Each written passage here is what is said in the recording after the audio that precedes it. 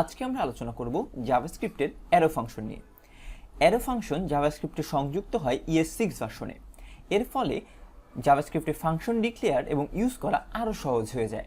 তো আমরা আমাদের যে প্রিভিয়াস ফাংশন ছিল এই সাম, এটাকে অ্যারো ফাংশনে কনভার্ট করব।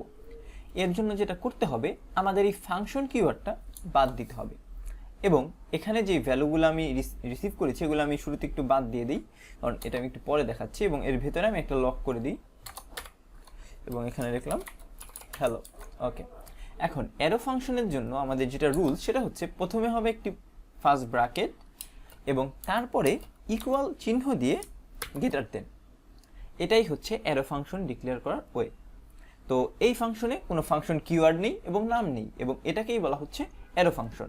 এখন আমি যদি এখান থেকে এই 5টা রিমুভ করে দিয়ে এখান থেকে কল করি এই ফাংশনটাকে, দেখেন ফাংশনটা কিন্তু প্রপারলি কাজ করলো এবং এই যে এই প্যারেনথিসিসের ভিতরে আমার মাল্টিপল লাইন কোড অ্যাড করতে পারবো। এখন সাপোজ আমরা যেই কাজটা করছিলাম প্রিভিয়াসলি সেটা ছিল এই সামের ভেতরে আমি ভ্যারিয়েবল পাস করছিলাম দুটা, একটা হচ্ছে var1 এবং var2, সরি স্পেস দিয়ে ফেললাম, var2। তো এটার কিন্তু মেইন কাজ ছিল আমাদের সামটা প্রিন্ট করা। তো যেহেতু সিঙ্গেল লাইন কোড, তো আমি এই ব্র্যাকেট পুরোটা কেটে দিতে পারি, সেকেন্ড ব্র্যাকেট যেটা ছিল সেটা। এর পরিবর্তে আমি ডাইরেক্ট যদি লিখি লগ সাম হলো, এখানে আমি আবার ব্র্যাকেট দিয়ে দিলাম একটা, var1 প্লাস var2। দেখেন পুরো ফাংশনটা কিন্তু আমি সিঙ্গেল একটা লাইনে নিয়ে আসলাম এবং এখনো যদি আমি উপরের এই ফাংশনটা দিয়ে কল করি যে sum21 এবং এখন যদি রান দিই, দেখেন কাজ কিন্তু প্রপারলি করছে। তো প্রিভিয়াসলি যেই কাজগুলো আমরা অনেক ব্রডলি অনেক বড় করে লেখা লাগছিল সেই কাজটা কিন্তু আমরা অ্যারো ফাংশন দিয়ে করছি। তো সিঙ্গেল লাইন হলে আমরা এভাবে ইউজ করব, আর যদি মাল্টিপল হয় তখন আমরা এটার ভিতরে একটা ব্র্যাকেট দিয়ে দিব, সেকেন্ড ব্র্যাকেট, এবং এর ভিতরে মাল্টিপল স্টেটমেন্টগুলো আমরা লিখতে পারবো। আমরা পরবর্তীতে যেসব কাজ করব, সাপোজ নোডে অথবা রিয়াক্টে, তখন কিন্তু এই অ্যারো ফাংশন প্রচুর ইউজ হবে।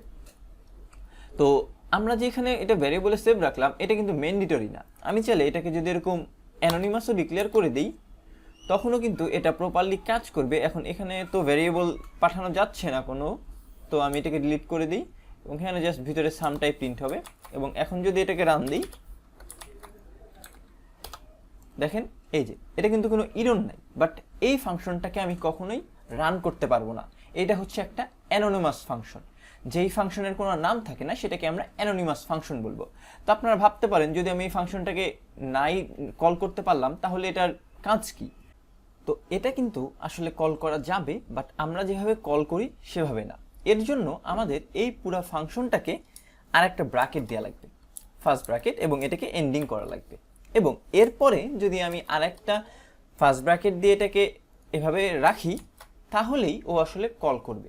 এবং এই কলটা আমাদের কখন প্রয়োজন হবে বা এই টাইপের ফাংশন আমাদের কখন প্রয়োজন হবে, সাপোজ আমার সিস্টেম শুরু হওয়ার সময় আমি কোনো ভ্যালু অ্যাসাইন করে দিতে চাচ্ছি, তখন আমরা এরকম একটা অ্যানোনিমাস ফাংশন লিখতে পারি যেটা অটোমেটিক কল হয়ে যাবে এবং নিজেই নিজেকে ইউজ করবে বা নিজেই নিজের কাজটা সম্পূর্ণ করতে পারবে। তো এখন যদি রান দিই, দেখেন সামটা এখানে কিন্তু প্রিন্ট হয়েছে, যেটা আমি কেবল এখানে লিখেছিলাম সেটা।